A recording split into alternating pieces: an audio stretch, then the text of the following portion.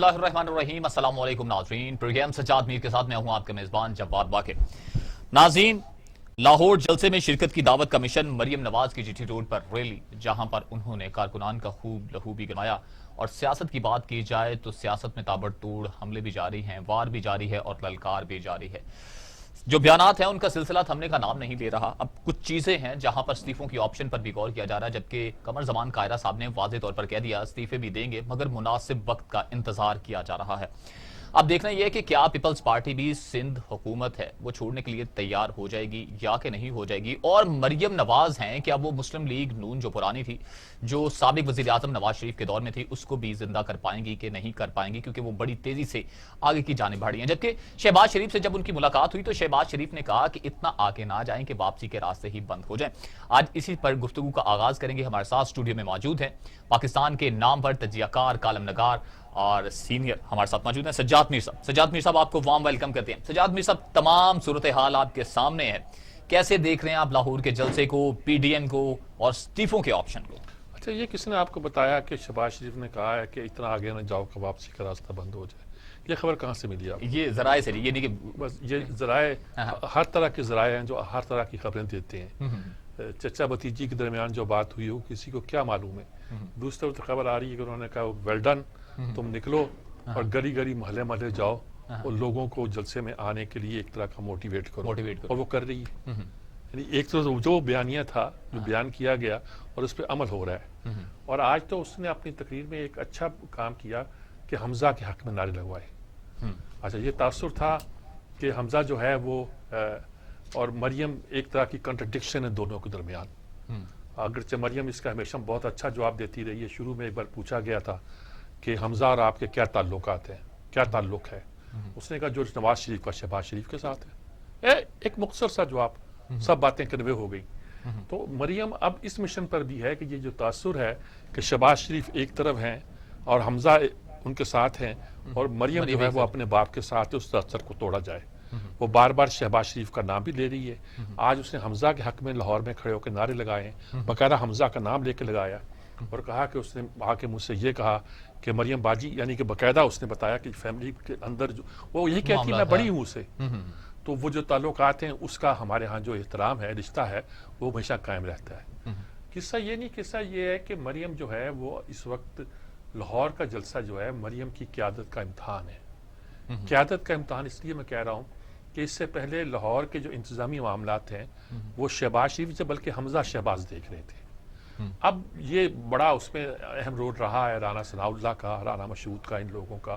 اب ان لوگوں نے سنبھال لیا ہے اور گویا مریم کوآرڈینیٹ کر رہی ہے، وہ لوگ جیل میں ہیں۔ اب مریم کو کوآرڈینیٹ کرنے کا یہ صرف الیکشن نہیں ہے کلثوم نواز کا کہ اس نے لوگوں کو موٹیویٹ کیا ایک کانسٹیٹوئنسی میں اور لڑ لیا، خود الیکشن نہیں لڑی، بلکہ یہ صورتحال یہ ہے کہ آپ نے لاہور کے تنظیمی معاملات کو بھی کوآرڈینیٹ کرنا ہے، ارد گرد کے لوگوں کو بھی موٹیویٹ کرنا ہے کہ وہ جلسے میں آ سکیں۔ بالکل۔ اچھا، اس لیے وہ میدان میں نکلی بھی ہیں اور بڑی زوردار تقریریں بھی کر رہی ہیں۔ خاص طور پر ان کی وہ تقریر جو بڑی مشہور تھی جس میں ان سے کہا کہ مہنگائی ہوگی، فلاں ہو گیا، فلاں لوٹ مار کر دی، لیکن بندہ ایماندار ہے۔ یہ شیکسپیئر ہے نا، بڑا جولیس سیزر میں بروٹس از این آنریبل مین، وہ یہ تھا وہ تھا، اس نے خراب کیا، فلانا Brutus has brought many captives home to Rome, فلانا یہ بڑے قیدی چھڑا کے لایا وغیرہ، بٹ بروٹس یہ ایک لمبی اسی کے سٹائل پر کہ اس نے یہ کیا، یہ خرابی کی، وہ کی، لیکن بندہ ایماندار ہے۔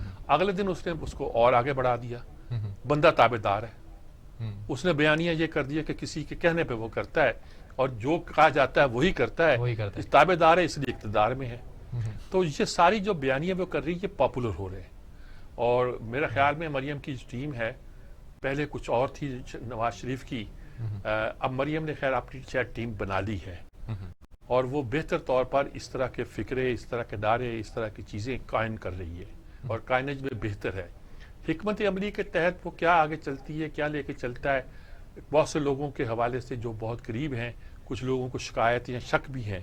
ذاتی طور پر تو میں اس پہ کچھ نہیں بولتا، اگر وہ بہتر پرفارم کر لیتی ہے، اگر ان سے بہتر طریقہ کیا جاتا ہے تو اس سے اچھی بات کوئی نہیں ہے، لیکن یقینی طور پر اگر اسے شروع سے اسٹیبلشمنٹ کے ساتھ کانٹرڈکشن میں لایا گیا ہے اور اسے لڑا دیا گیا ایک طرح کا, تو اس میں وہ راستہ کہاں تلاش کرے گی, یہ ایک بہت بڑے کیا اسی چیز نے اس کو لیڈر بنا دیا ہے جی, اسی چیز نے اس کو لیڈر بنا اس کو لیڈر اس چیز نے بنایا کہ وہ بڑی مشکل وقت میں جب نواز شریف جیل میں تھا تو باہر نکلی ہے. یہ ہماری ٹریڈیشن رہی ہے.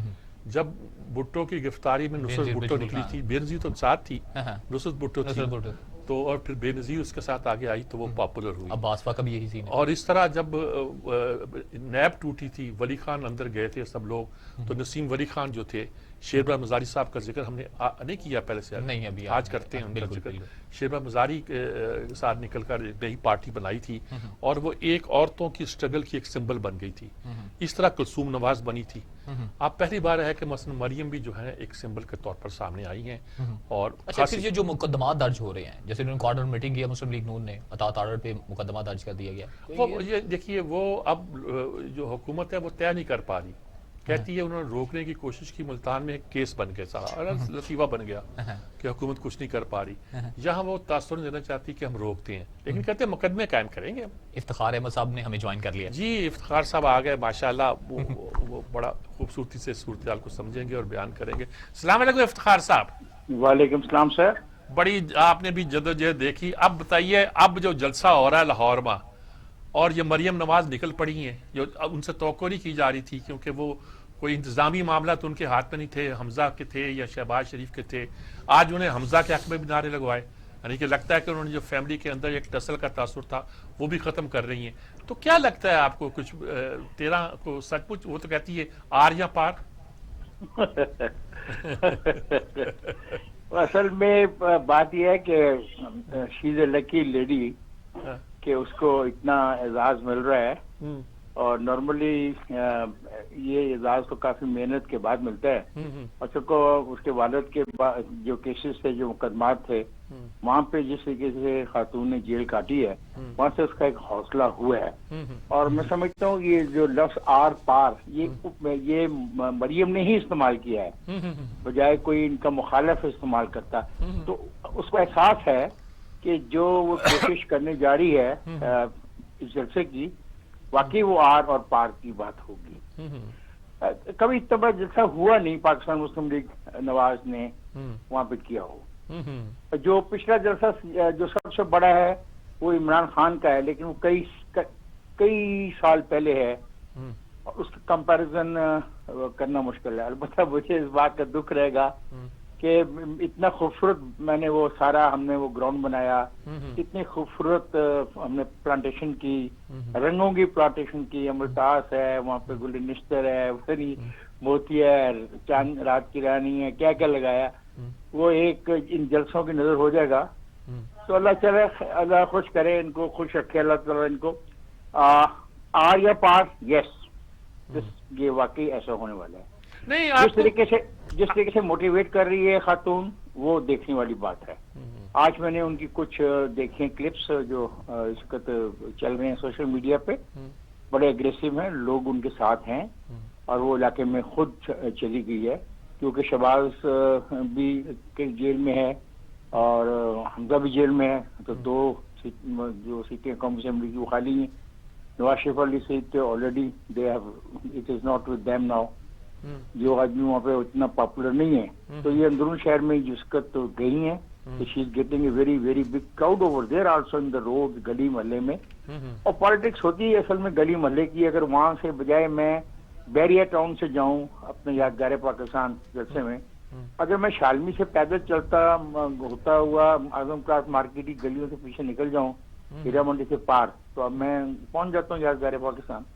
If the city start traveling toward یادگار پاکستان, تو no one can stop it. اور پھر جب ان کا کلیم ہے کہ یہ شہر ان کا ہے, تو پھر کوئی ثابت بھی تو اس دن کرنا ہے نا کہ یہ شہر ان کا ہے. ایک دوسری بات یہ ہے کہ میں ایکسپیکٹ کر رہا ہوں پاکستان پیپلز پارٹی کی طرف سے بھی کسی بڑے نام کو اس تقریب میں شرکت کے لیے.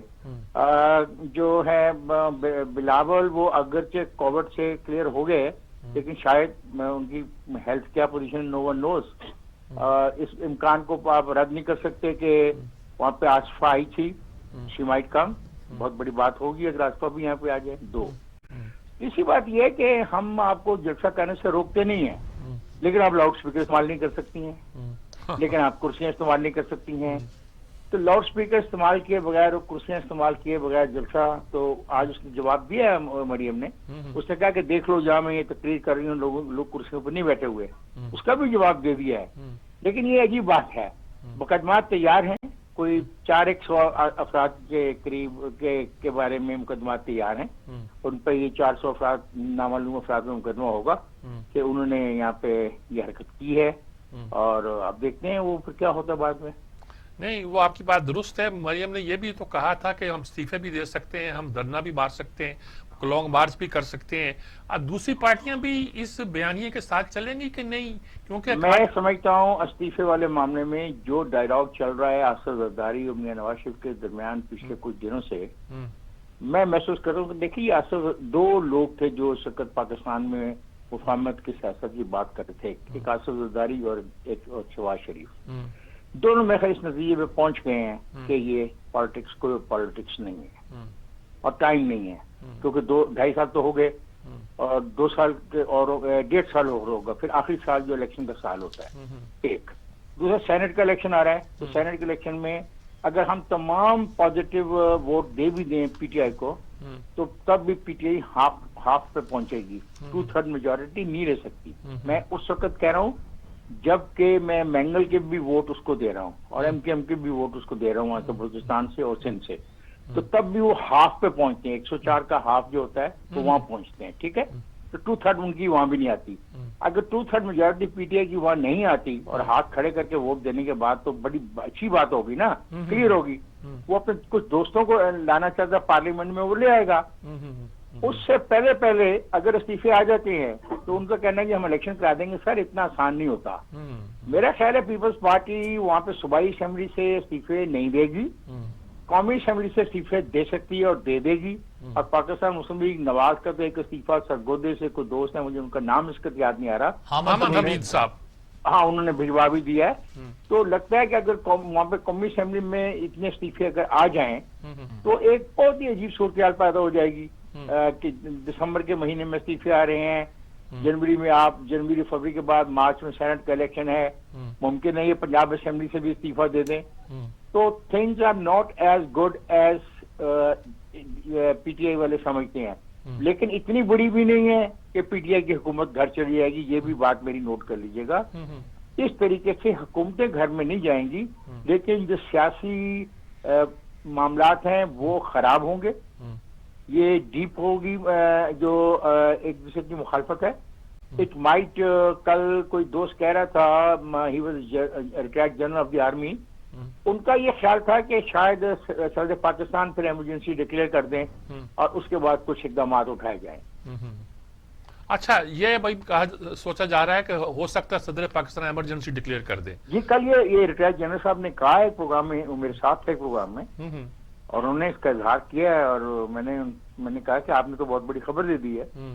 देख रहे हैं, ये इस्तीफे तो अगर खबर है, अगर इस्तीफे खबर की बजाय हकीकत का रूह धार लेते हैं और पीपल्स पार्टी नहीं छोड़ेगी वहां पे गवर्नमेंट को, लेकिन पीपल्स पार्टी अगर कौमी असेंबली से विड्रॉ कर जाती है, नवाज लीग विड्रॉ कर जाती है, मैंगल विड्रॉ कर जाता है, अपना फजलरहमान का भाई विड्रॉ कर जाता है, और जो उनके साथी दोस्त हैं वो विड्रॉ कर जाते हैं, तो फिर तो बहुत बड़ा इशू बन जाएगा ना जी। ठीक बात, कैसे आप इनकार कर सकते हैं ये? और ये पाकिस्तान में पहली मर्तबा होगा। देखिए जी, पीटीआई ने इस्तीफे दिए फिर वापस ले लिए। जब ये धरने में थे तो पीटीआई ने इस्तीफे लिए और फिर वापस ले लिए। ठीक है, ये पर अब ये इस्तीफे वापस नहीं होंगे। एक मैं बात अभी सुन रहा था थोड़ी देर पहले, जब आपके दोस्त की कॉल मुझे पहले आई, उन्होंने कहा, एक दोस्त ने एमएनए ने इनका पाकिस्तान मुस्लिम लीग नवाज का, कि अगर जो लोग इस्तीफे नहीं देंगे हम उनके खिलाफ धरना देंगे। तो शौकत महमूद ने कहा ये तो बहुत ज्यादती की बात करेंगे आप।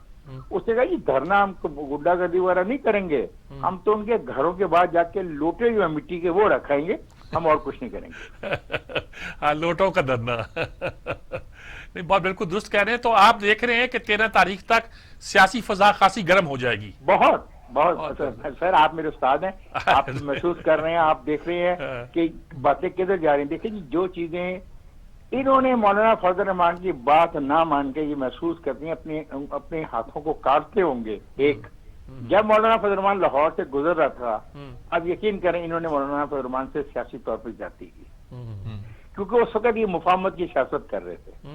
اور اب میرے خیال ہے مفاہمت کی سیاست جو تھی وہ دونوں فریقین جن کا میں نے نام لیا، زرداری صاحب اور شہباز شریف صاحب، میرے خیال ہے ان سے ان کا دل بھر گیا ہے. اور جو آپ نے کہا کہ وہ شہباز شریف کے بیٹے کے نعرے لگوائے، میں آپ کو بتاؤں پہلے بھی اس کی بہت انڈرسٹینڈنگ اس معاملے میں ہے اس خاندان کے اندر. دیکھیں جی اسکول آف تھاٹ دو ہو سکتے ہیں. جو رنجش ہے نا اپنا میاں صاحب بڑے کو، وہ ہے ان بیڑیوں اور ان ہتھکڑیوں کی جو ان کو 1999 میں بنائی گئی، وہ نہیں بھول سکتے. کچھ انسان نہیں بھول سکتے، مطلب کوئی حساس لوگ ہوتے ہیں وہ چیزوں کو نہیں بھولتے. شہباز جو ہے وہ بڑا اپنا چونکہ وہ ایک کاروباری آدمی ہے، وہ ہر چیز کو انداز سے دیکھتے، کوشش کرتا ہے آخری لمحے تک کہ جو اس کا ٹینڈر ہے وہ کھل جائے اور دوسرے کے مقابلے میں 2 پیسے کم پڑی اس کو مل جائے کام. لیکن اس نے محض کوشش کر کے دیکھ لی اور وہ ناکام رہا. بہت شکریہ افتخار احمد صاحب، بہت شکریہ. بہت آپ نے انسائڈ سٹوری بھی بہت کلیئرٹی کے ساتھ بیان کی. بہت شکریہ آپ کا جی. بالکل ٹھیک کہہ رہے ہیں، اس میں کوئی ایک لفظ بھی نہیں ہے. استعفے آ رہے ہیں؟ نہیں استعفے آنے کی بات کی ہے نا، وہ تو پورا نقشہ بنا رہے ہیں جی. وہ کہتے ہیں استعفے میں انڈرسٹینڈنگ ہو سکتی ہے اگر نواز شریف اور ہمارے آصف زرداری آپس میں بات چیت کر رہے ہیں تو اٹس میننگ فل، اور وہ بات چیت سنی بھی جا رہی ہوگی اور ان کو پتہ چل رہا ہوگا کیا ہو رہا ہے. ہو سکتا ہے وہ بٹرے کر رہے ہو، وہ تاثر یہ دے رہے ہیں. بات تو حکومت کے ساتھ نہیں ہونے جا رہی. حکومت ساتھ بات حکومت کے ساتھ وہ کرنے کو تیار نہیں ہے اپوزیشن. اب وہ کہتے ہیں بات ہوگی تو نیشنل ڈائیلاگ ہوگا. نیشنل ڈائیلاگ حکومت کے ساتھ نہیں ہے، وہ سب سٹیک ہولڈر کے ساتھ ہے. اور باقی سٹیک ہولڈر کو بھی سوچ رہے ہیں کہ انہوں نے کیا کرنا ہے. غور تو کرنا چاہیے نا. بالکل. تو یہ صورتحال ملک کی تاریخ میں بہت نازک ترین، ہم ہر زمانے میں کہا کرتے ہیں کہ بحران پیدا ہو گیا، نازک ترین دور ہے، فلانا فلانا. بعد میں کہا کرتے ہیں یہ فکرے ہم نے ہر دور میں سنے ہیں، ایسا نہیں ہوا کرتا. لیکن سچ مچ اس وقت صورتحال یہ ہے کہ خاصا ایک سینسٹیو ایشو پیدا ہو گیا ہے ہمارے ہاں. عوام بھی جیسے موٹیویٹ ہو رہے ہیں، کھڑے ہو رہے ہیں.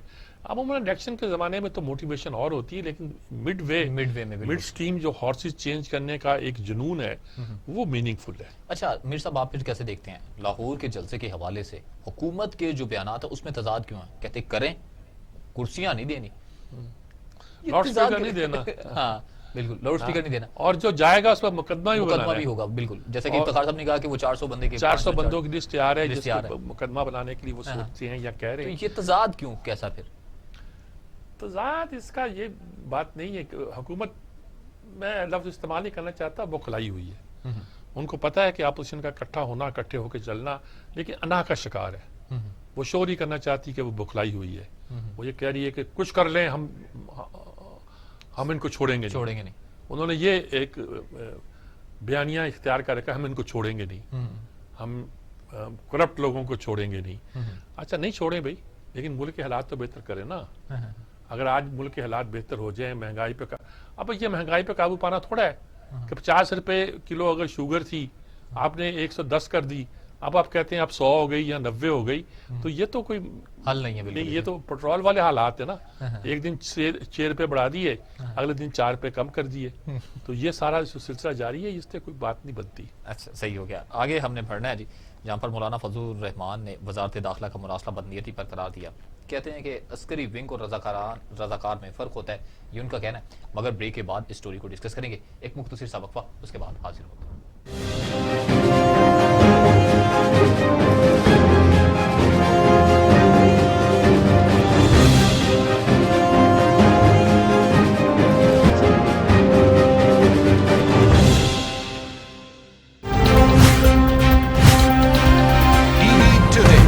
خبر سب سے پہلے، یہ امنگ، یہ جذبے، یہ سنہرے مستقبل کے خواب ہو چلے.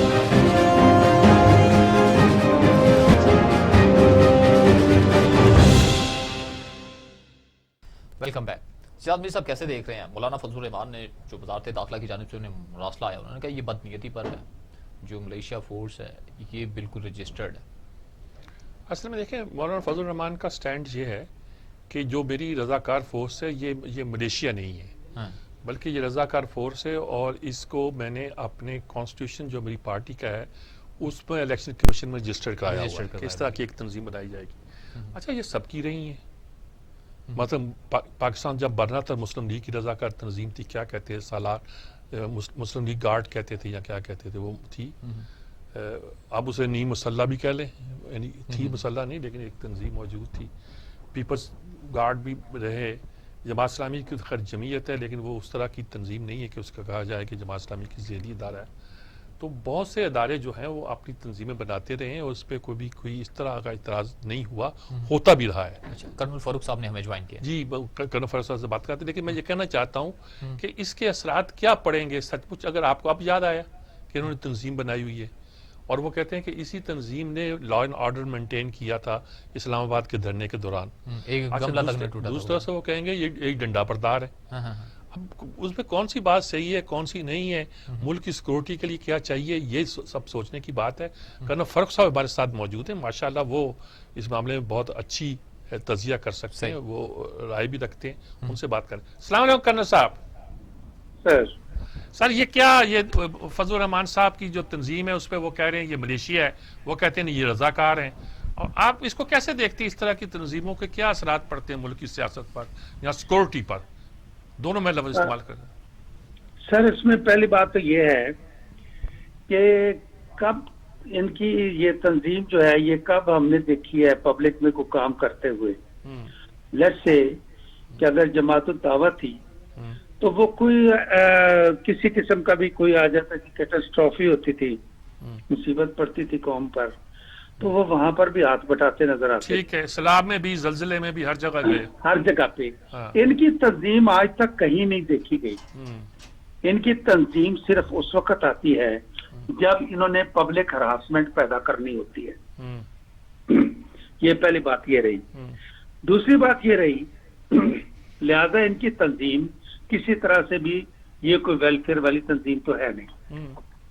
دوسری بات یہ ہے کہ یہ آرٹیکل 256 کے اگینسٹ جاتا ہے، جس میں یہ ہے کہ کسی کو بھی پرائیویٹ آرمی مینٹین کرنے کا اختیار نہیں ہے. اب بات یہ بنتی ہے ان کا تیسرا یہ آ جاتا ہے کہ یہ آپ کی جو نیشنل ایکشن پلان ہے اس میں کلیئرلی یہ مینشن تھا کہ کسی کو بھی ملیٹنٹ آؤٹ فٹس اور آرمڈ جو گینگز ہیں ان کو ختم کیا جائے گا. وہ تو کہتے ہیں آرمڈ گینگ ہے ہی نہیں، یہ تو ہماری رضاکار تنظیم ہے. سر یہ ملیٹنٹ آؤٹ فٹ ہے. اب آپ مجھے بتائیے، وردی ایک خاص طرح کے لباس پہننے کی وجہ سے جس کو وہ وردی کہتے ہوں گے؟ نہیں سر نہیں. ملیٹنٹ جو ہوتا ہے وہ یہ ہوتا ہے، جی جی، ایک تو ان میں آرگنائزیشن ہوتی ہے، ایک ان میں کمانڈ چینل ہوتا ہے، ایک ان کا یونائٹڈ مشن ہوتا ہے، ایک ان کی عام لوگوں سے پبلک سے ایک پاور بنتی ہے علیحدہ جو کہ اس پبلک میں ہراسمنٹ بھی پیدا کر سکتی ہے اور ان میں سے ڈومینیٹ کر سکتی ہے. مثال کے طور پر سر، جس آرمی نے انڈین آرمی کے اتنے لوگ مار دیے، کیا ان کے پاس تھے ڈنڈا، کوئی تھے ان کے پاس ہتھیار؟ چائنیز آرمی جو تھی، پبلک آرمی جو تھی ان کی، چائنا کی جو آرمی تھی، انہوں نے ڈنڈوں کے ساتھ کتنے لوگ مارے تھے انڈین کے لداخ میں. یہ ریسنٹ واقعہ ہے. تو بات کیا ہوئی کہ اس کے لیے ڈنڈا یا ہتھیار ہونا ضروری نہیں، کیونکہ ہتھیار اٹھانے میں کتنی دیر لگتی ہے، آرگنائزیشن بنانے میں دیر لگتی ہے، ان کا ایک چیز میں نٹ کرنے میں دیر لگتی ہے. اس کو ملیٹنٹ کہتے ہیں سر، ملیٹنٹ آؤٹ فٹ جو ہے. ٹھیک ہے، ہتھیار اٹھانے میں تو کوئی دیر نہیں لگتی. اچھا نہیں کرن صاحب، ان کو اب یاد کیوں آیا ہے؟ اب پچھلی بار جب دھرنے پر یاد آیا تھا لیکن دھرنے پہ پھر ان لوگوں نے کام دکھایا، انہوں نے کچھ نہیں کہا. اب اتنے دن ہو گئے اس کو بھی اور اچانک ایک خط جاری ہو جاتا ہے، اس سے کچھ سر بات یہ ہے، بات یہ ہے کہ جب پہلی دفعہ انہوں نے دکھایا، لیٹ سے کہ پچھلی دفعہ نہیں کوئی ایکشن لیا گیا، اس کے بعد ایک سال اس فورس کو کہاں استعمال کیا گیا؟ کہیں استعمال کیا گیا؟ پھر وہی بات بنی کہ جب انہوں نے کہا کہ جی نیب میں اب مجھے بلایا گیا تو میں اتنے ہزار لوگوں کو لے کے آؤں گا، والنٹیئرز کو. پھر بتایا جاتا ہے جی ہمیں بلایا گیا تو ہم اتنے ہزار لوگوں کو والنٹیئرز کو لے کر آئیں گے. اور حقیقت تو یہ ہے سر کہ یہ جو جماعتیں باقی مولانا کو جو سر پہ بٹھایا آگے لگایا ہے یہ مولانا کی کیا لیڈرشپ تسلیم کریں گے؟ سوال ہی پیدا نہیں ہوتا. اس کو لگایا صرف انہی لوگوں کے لیے گیا ہے کہ ان کے پاس یہ ڈنڈا بردار فورس ہے, ملیٹنٹ آؤٹ فٹ ہے, لہذا ان کو استعمال کیا جائے گا. اور اس ملیٹنٹ آؤٹ فٹ کو دکھا کر مولانا اپنی نمبرداری قائم کیے ہوئے ہیں. ایمانداری کی بات تو یہ ہے سر. اٹس اے ویری مچ سر, میں کہتا ہوں کہ سارے قوانین کو چھوڑ دیں. نظر کیا آتا ہے, کیا اس طریقے سے آپ ملیٹنٹ فورسز بنا کر آپ الاؤ کریں گے بہت سارے لوگوں کو؟ یہیں پر آپ کے قبضہ گروپ جو ہیں ان کو بھی الاؤ کر دیں. اسی طریقے یہ بھی تو قبضہ گروپ بنتا ہے نا سر. پبلک ہراسمنٹ پیدا کرنا, کسی کو ڈومینیٹ کرنا. اب یہ اس قابل ہو گئے کہ سرکاری اداروں کو ڈومینیٹ کرے. اچھا, اس میں ہمارے ہاں لائسنس یافتہ عام دستے بھی ہیں جو سیکورٹی ایجنسی چلاتی ہیں. امریکہ میں بھی بلیک واٹر کی جو آج تک گونج سنائی دیتی ہے, امریکہ جس دنیا میں خود نہیں کچھ کرنا چاہتا, فوج کو استعمال نہیں کرنا چاہتا, وہاں ایسے بلیک واٹر قسم کے لوگوں کو ٹھیکے دار بنا کر یا کچھ کر کے بھیج دیتا ہے. تو اس کے بارے میں کیا رائے بنے گی آپ کی؟ بالکل سر, یہ جو پرائیویٹ سیکورٹی کمپنیز ہے سر, ان کو لائسنس بھی ملتے ہیں, اسلحہ بھی ملتا ہے, لیکن ان کی ہر بندے کی سکروٹنی کی جاتی ہے, ہر بندے کی چیکنگ ہوتی ہے, ہر ہتھیار نوٹڈ ہے سر گورنمنٹ کے, کہیں غلط نہیں گیا. ان کی امپلائمنٹ کہاں ہوتی ہے, وہ سارے قانون جو ہے یہ بھی اگر اپنی اس انصار کو, فورس کو, اس کو سیکورٹی کمپنی آرڈیننس کے اندر لانا چاہے تو اپلائی کر دے. یہ اپنی سیکورٹی یہ دکھائیں گے نا کہ کہاں اپلائی کرنا چاہتے ہیں. وہاں تو یہ ہو جائے گا کہ وہاں پہ جو ہوتا ہے کہ انسٹالیشن پر یا کہیں پر گھروں پر یا پروٹیکٹیو لگانی ہے, ان کو بھی تو دکھانا پڑے گا نا کہ کہاں استعمال کرنا چاہتے ہیں. ہاں, ان کو چاہیے کہ اگر اس میں شامل ہونا چاہتے ہیں تو یہ پرائیویٹ سیکورٹی کمپنیز ریگولیشن جو ہے اس کے اندر یہ اپلائی کریں اور اپنے آپ کو رجسٹر کروا لیں. That could be possible. وہ کہتے ہیں ہم نے جو اپنی پارٹی کا دستور اور آئین بنایا تھا اور جو الیکشن کمیشن میں سبمٹ کیا ہے, اور الیکشن کمیشن نے جس کو مان کر ہمیں پارٹی بنانے کی اجازت دی ہے, اس میں یہ شامل ہے. لیکن سر اس میں یہ کہاں شامل تھا کہ اس کو ملیٹنٹ فورس بنا لیا جائے گا, کہ باقاعدہ اس کی پریڈ ہوگی, باقاعدہ اس کا ایک کمانڈ چینل ہوگا, باقاعدہ اس میں سلامی دی جائے گی چلنے سے پہلے, ایک طرح کے لوگوں کی سلامی دی جائے گی اس کی. ملیٹنٹ میں نے عرض کیا کہ آرگنائزیشن اور discipline channel is militant outfit sir. ٹھیک ہے, ہتھیار اٹھاتے ہوئے دیر نہیں لگتی. بات بہت آپ کی بالکل کلیئر سمجھ آئی جی, بہت اچھا, بہت شکریہ آپ کا انور صاحب. بہت انہوں نے بڑی وضاحت بھی کی ہے اور یہ بتایا کہ اعتراضات کیا ہیں. ایسے ہر وہ ادارہ, انہوں نے کہا سیکورٹی ایجنسی جب بنتی ہیں تو ان کو تجزیہ ہوتا ہے, ان کو دیکھا جاتا ہے, اور ان پہ جو انہوں نے ملیٹنٹ ہونے کا ہے کہ ان کی کمان ہے, باقاعدہ آرگنائزیشن ہے. اور دیکھیں یہ MKM کا بھی یہی تھا, سیکٹر کمانڈر پتہ نہیں کیا لفظ استعمال کرتے تھے وہ. ہم اسے یہ نہیں کہتے یہ ملیٹنٹ فورس ہے, ہم کہتے یہ فاشسٹ ہے. اس کے پیٹرن پر, فاشزم کے پیٹرن پر یہ اس طرح کی تنظیمیں بناتے ہیں. اچھا, مولانا نے غالباً یہ ساری بات سیکھی ہوگی طالبان سے یا ان لوگوں سے. اگرچہ مولانا کا کمال یہ ہے کہ انہوں نے طالبان کا کبھی ساتھ نہیں دیا, طالبان نے ان پہ حملے بھی کیے. ساتھ نہ دینے کی صورت یہ ہے کہ جب یہ پہلی بار الیکشن جیت کے آئے تو ان سے پوچھا گیا 93 میں یا کب, کہ شاید 90 میں, کہ کیا آپ طالبان کی حکومت یہاں چاہتے ہیں؟ تو انہوں نے بڑا ایک ذہین جواب دیا جو دنیا کی تمام انقلابی جماعتیں دیا کرتی ہیں. انہوں نے کہا نہیں, ان کا آئین اپنا ہے, ہمارا آئین اور ہے, ہم آئین پاکستان کے تحت کام کریں گے. فرانس میں جب کمیونسٹوں کو اکثریت حاصل ہوئی تھی تو انہوں نے بھی کہا تھا کہ ہم آئین فرانس کے تحت کام کریں گے. کیرالا میں یا دوسرے انڈین صوبوں میں جب کمیونسٹ پارٹی جیت جاتی ہے تو بھی اعلان کرتی ہے کہ ہم آئین ہند کے تحت کام کریں گے. یہ کہتے ہیں کہ ہم آئین پاکستان کے تحت کام کریں گے. تو میرے خیال میں شاید انہوں نے وہاں سے سیکھا ہے اور اس کو ٹیم کیا ہوا ہے, یعنی کہ یہ وہ رضاکار ہیں جو اس سے ہٹ کے ہیں.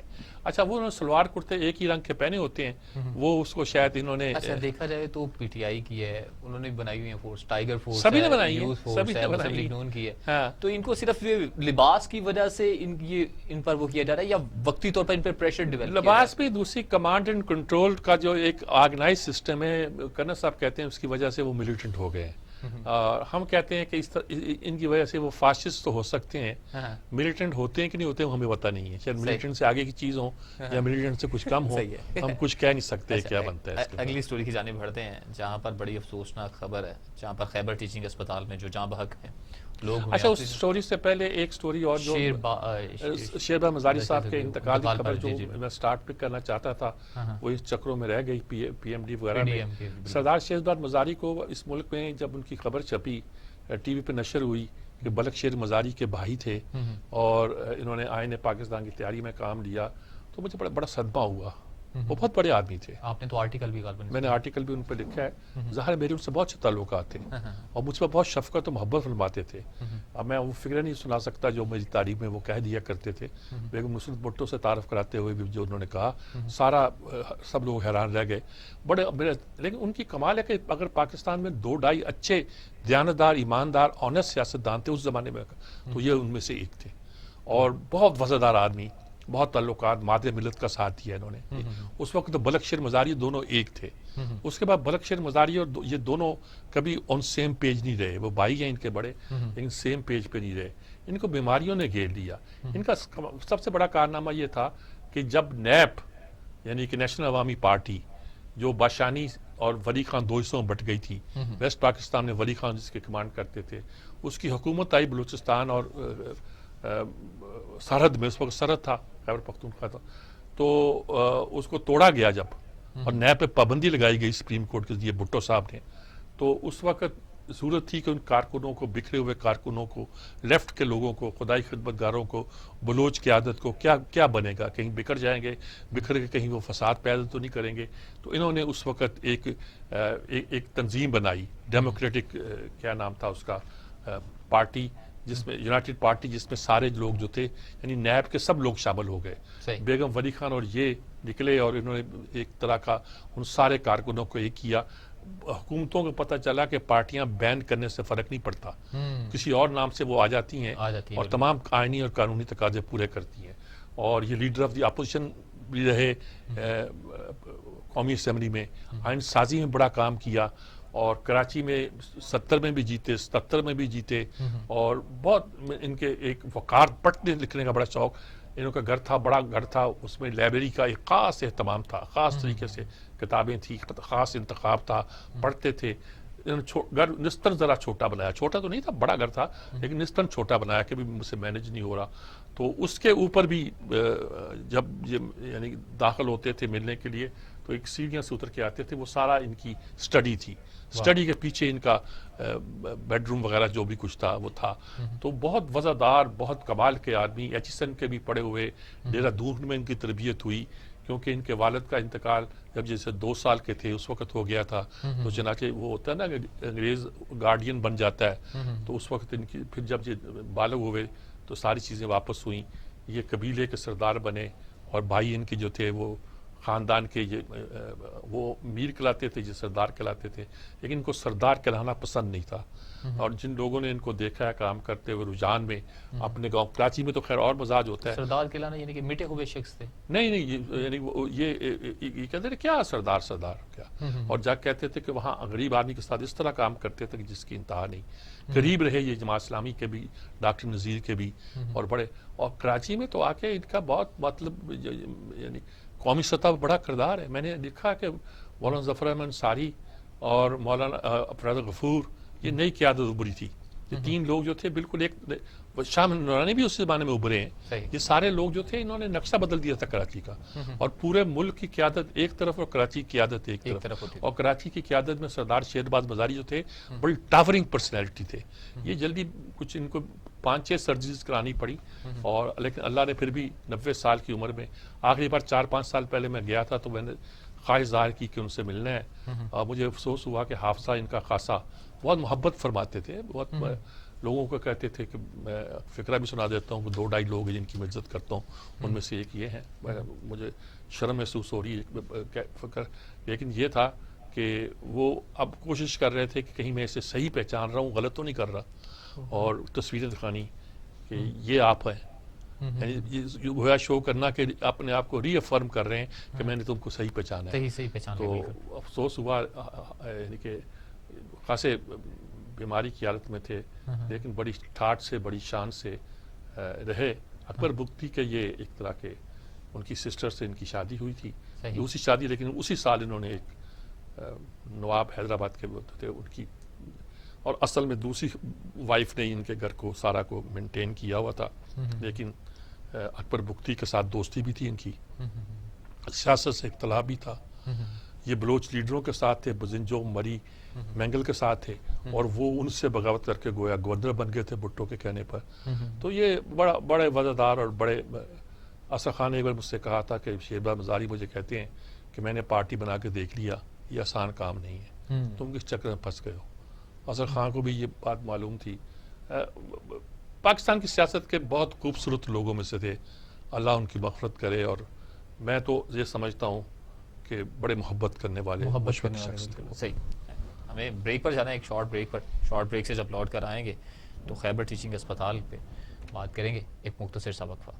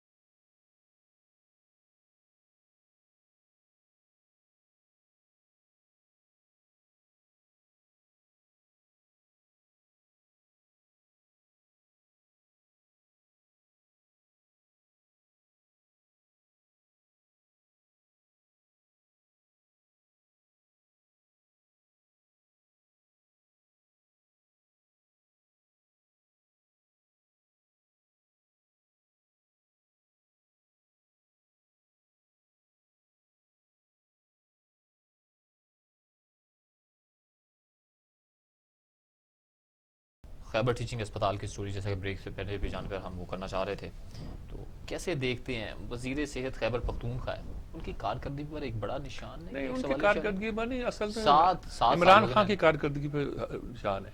वो कहते थे कि क्या पुल बना रहे हैं, क्या सड़कें बना रहे हैं, क्या फ्लाईओवर बना रहे हैं।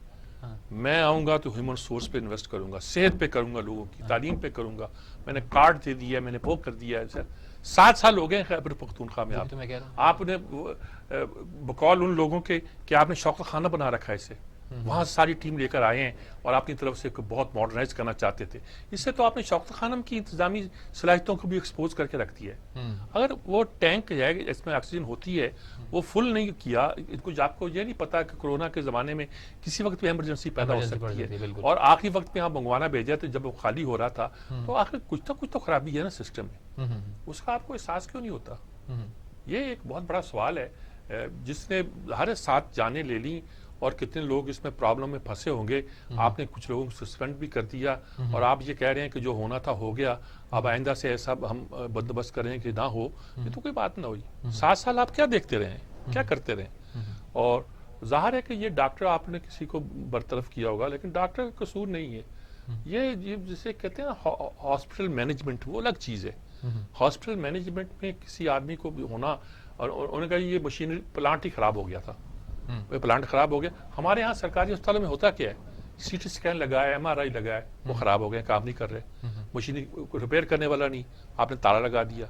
कभी ये है कि उसमें जो सामान इस्तेमाल होता है वो नहीं आ रहा, आपने ताला लगा दिया। और भाई ऑपरेटिव करो इन चीज़ों को, महंगी मशीनरी है बिल्कुल, और इससे भी महंगी मशीनरियाँ आपको खरीदनी चाहिए। बट सेहत का मकाम ये तो नहीं है कि आपने कार्ड जारी कर दिए तो लोग सेहतमंद हो जाएंगे।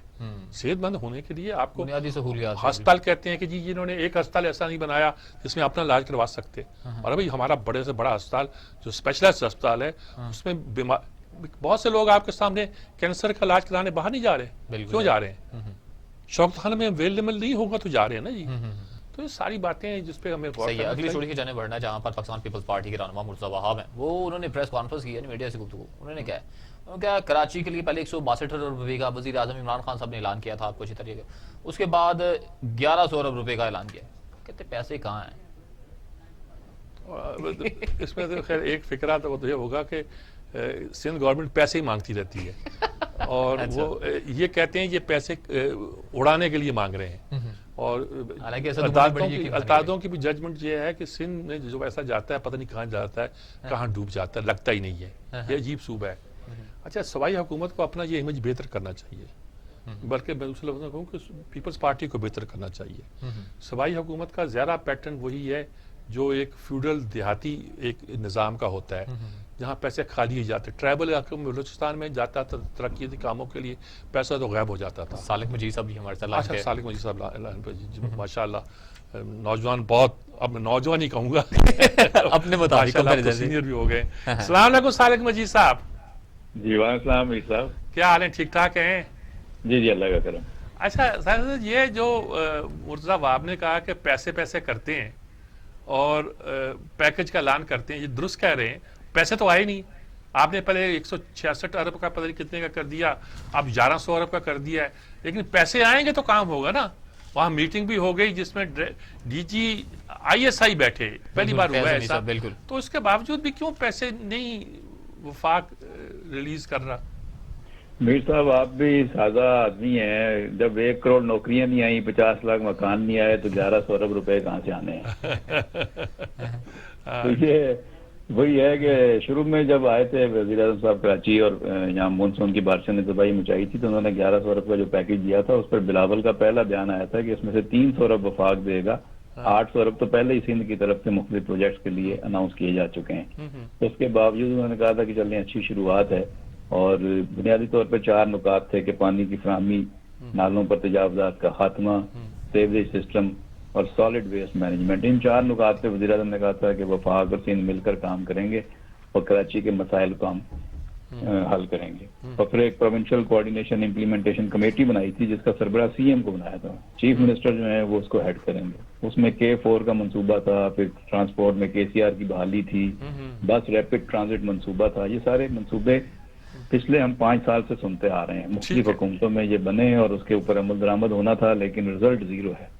سوائے یہ KCR کی ایک لانڈی سے اورنگی کی جو ٹرین چلی ہے, اس کے علاوہ ابھی تک اور کوئی کام عملی طور پر نہیں ہوا. گراؤنڈ ریئلٹی یہی ہے. نالوں کی صفائی کے لیے DGSI آ کر اجلاس کر رہے ہیں, CM ہاؤس میں وہ CM کے ساتھ بیٹھ رہے ہیں, تو یہ اپنی طرف سے ایک انہونی بات ضرور ہے. پہلے کبھی نہیں ہوا کہ DGSI نالے صاف کرنے کی کسی میٹنگ میں بیٹھے ہوں, یا اس طرح کی کوئی صورتحال ہو کہ فوج کو اتنا اہم کردار دیا گیا ہو.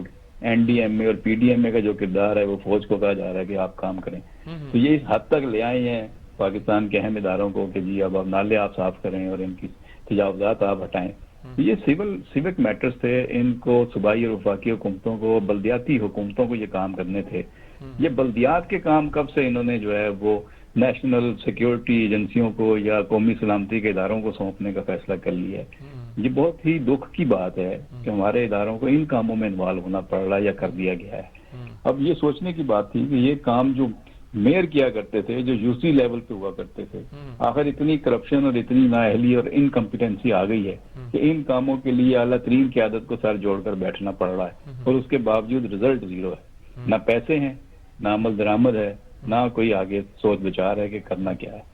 ایک دوسرے کی طرف دیکھتے ہیں اور ایک دوسرے پر الزام لگا کر اور الزام تراشی کر کے سب جو ہیں وہ اپنے نمبر پوائنٹ سکورنگ کر رہے ہیں. پولیٹیکلی ہو کچھ نہیں رہا. میر صاحب یہ بالکل آپ نے درست کہا ہے. تو آپ کا مطلب یہ ہے کہ یہ اب جو خاص طور پر DG ISI آ کے بیٹھے ہیں, نالوں کی صفائی کہہ دیجئے یا K4 کا منصوبہ کچھ کہہ لیجئے سارے کاموں کے لیے, تو کیا اب یہی وہ صورتحال پیدا ہو گئی ہے کہ ڈنڈا سر پہ ہوگا تو یہ حکومتیں کام کریں گی؟ کیا نقشہ نظر آتا ہے؟ یہ تو بہت ہی مایوس کن صورتحال ہے کہ اگر ہمارے قومی سلامتی کے اداروں کو, انٹیلیجنس اداروں کے سربراہوں کو, اس کا مطلب ہے کہ باقی سارے کام ہمارے ختم ہو گئے ہیں, کہ بارڈر سیکیورٹی اور جو ملک کے اندر جو سیکیورٹی کے خطرات تھے یا جو دشمن قوتوں نے یہاں جال بچھائے ہوئے تھے, کیا وہ سب ختم ہو گیا کام؟ دہشت گردی, بم دھماکے اور یہ سارے جو خطرات تھے ان سے ہم نے نمٹ لیا ہے. جو اب ہمارے ادارے جو ہیں وہ ان چیزوں میں آگے انوالو ہوں گے, ان کا ٹائم ان چیزوں پہ خرچ ہوگا. یہ تو ہمارے سویلینز کی جو ہے وہ نااہلی ہے, ناکامی ہے. ان کو سوچنا چاہیے کہ اب ہم یہ ملک کو کس طرف لے کر جا رہے ہیں. حکومت میں کوئی بھی پارٹی ہو یا اپوزیشن میں کوئی بھی ہو, دونوں کی ذمہ داری بنتی ہے. دونوں کے منتخب لوگوں کو عوام نے ووٹ اس لیے نہیں دیے تھے کہ وہ یہاں بیٹھ کر ISI کو بلائیں کہ جی آپ آ کر معاملہ حل کریں گے, نالے کس طرح صاف ہونے ہیں, تجاوزات کیسے ختم ہونے ہیں, اور سپلائی کیسے ہونی ہے پانی کی اور K4 کیسے بننا ہے، یہ ان اداروں کا کام نہیں ہے میر صاحب، بڑی معذرت کے ساتھ. بالکل یہ ٹھیک کام سویلین اداروں کا ہے، اسمبلیوں میں ہونا ہے، بلدیاتی اداروں کا کام ہے، انہیں یہ کرنا ہے.